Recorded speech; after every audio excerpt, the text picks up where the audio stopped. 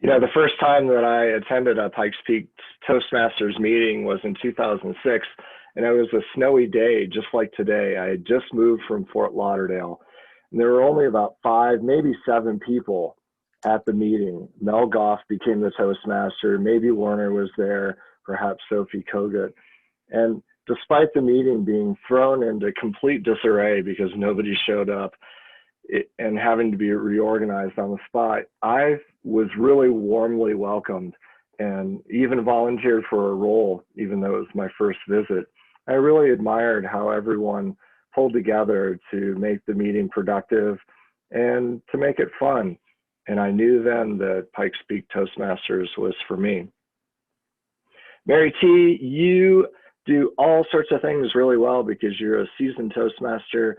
You have great enthusiasm, you have vocal variety, and you have a great smile, and you're always engaging and very friendly. And it was a risk to do this speech because it's a canned speech. And as you know from the slides, all the content is already written, and there are ways that you have to navigate giving a canned speech that sometimes are more difficult than giving a speech that you've written.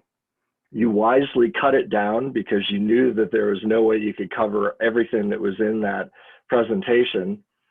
And you also got other people involved in your speech. It wasn't just you speaking to us. You had members of our audience who were listening to you actually participate. So that was really good. And all those things pull together and make for an informative speech. One of the things that I always like to do in evaluating is what are the things that could make your speech better? And a lot of times I will even ask the question, what could make this a contest winning speech? One thing that you could do is there were a lot of background points that you made in the beginning of the speech. You could consolidate the background on what the Better Club Series is, what TLI is, what the VP of Public Relations does. You could move all of that into your introduction, which is given before the speech, and cut, probably at least a minute or 2 out of your speech so that you had more time. The other thing was I wanted to hear more about you and your experience in Toastmasters.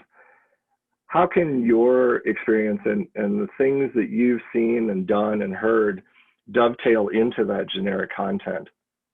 And also, what about the why? Why are these things important?